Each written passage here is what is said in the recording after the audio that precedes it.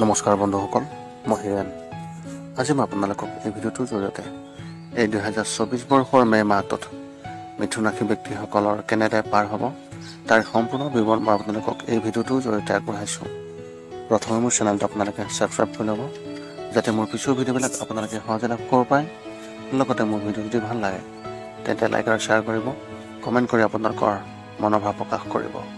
এতিয়া সময় বিষয়ালে মিথুন ৰাশি ব্যক্তিসকলৰ এই মে' মাহটোত তেওঁলোকৰ পাৰিবাৰিক জীৱনৰ ক্ষেত্ৰত এনেধৰণৰ যে আপোনালোকৰ পৰিয়ালৰ সদস্যসকলৰ বিশেষ যত্ন ল'ব, মুখ্যতঃ এই মাহত, কিয়নো কাৰোবাৰ স্বাস্থ্যৰ বিশেষ বেয়া হ'ব পাৰে বা তেওঁলোকৰ গুৰুতৰ ৰোগ হ'ব পাৰে। এনে পৰিস্থিতিত সতৰ্ক হ'ব আৰু ঘৰৰ পৰা ওলাই যাওঁতে অতি সাৱধান হ'ব। সমস্যা এৰাই চলিবলৈ প্ৰতিদিনে ৰাতিপুৱা হনুমান চালিচা পাঠ কৰাটো অত্যন্ত প্ৰয়োজন। অৱশ্যে ঘৰত কোনো নতুন সমস্যা নাথাকিব আৰু সকলোৰে মাজত পাৰস্পৰিক প্ৰেম থাকিব। মাহৰ চতুৰ্থ সপ্তাহত আত্মীয়সকলেও আপোনালোকৰ ঘৰলৈ আহিব। এই সময়ছোৱাত অধিক ব্যস্ততা থাকিব। ব্যৱসায় আৰু চাকৰি ক্ষেত্ৰত এনেধৰণৰ আপুনি এই মাহত অধিক পৰিশ্ৰম কৰিব লাগিব, কিয়নো আকাংক্ষিত ফলাফল পাবলৈ কিছু সময় লাগিব। আপোনাৰ পৰিয়ালৰ সকলো সদস্যই আপোনাৰ ওপৰত অধিক আশা কৰিব আৰু ইয়াক পূৰণ কৰিবলৈ কঠোৰ পৰিশ্ৰম কৰাৰ প্ৰয়োজন অত্যন্ত প্ৰবল। অৱশ্যে ব্যৱসায়ত কিছু লোকচান হোৱাৰ সম্ভাৱনা আছে। চাকৰি হেৰুৱাৰ ভয় থাকিব। এনে পৰিস্থিতিত ধৈৰ্য সহকাৰে আপুনি কাম কৰক, নিশ্চয় সফল হ'ব। যদিও আপোনাৰ চাকৰিত কোনো সংকট নাথাকিব, কিন্তু আপোনাৰ মনত অত্যন্ত ভয় থাকিব।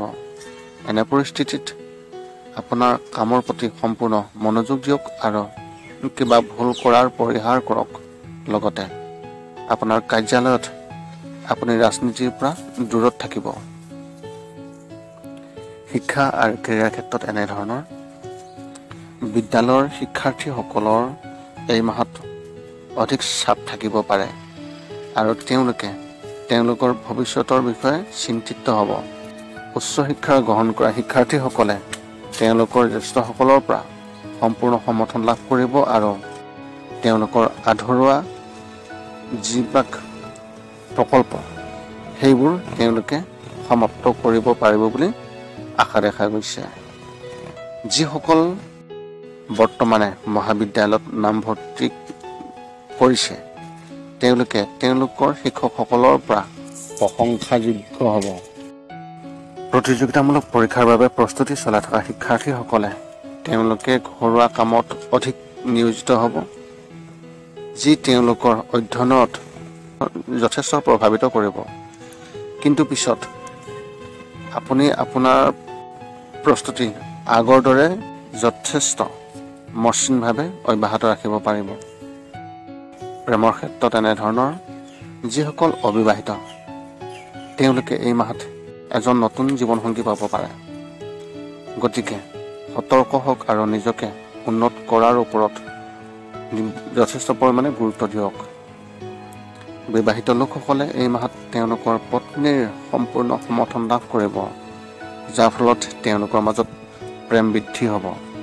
কিছুমান বিষয়ৰ বিষয়ে নিশ্চিতভাৱে তৰ্ক হ'ব, কিন্তু সেইটো খুব সোনকালে সমাধান হ'ব। যদি আপুনি কিছু সময়ৰ পৰা কাৰোবাৰ সৈতে প্ৰেমৰ সম্পৰ্কত আছে তেন্তে ইয়াত উত্তেজনা হৈ থাকিব পাৰে। পুৰণি বস্তুৰ বাবে আপোনাৰ সম্পৰ্কত বিশেষ পাৰ্থক্য থাকিব আৰু সম্পৰ্কত বিভেদ হ'ব পাৰে।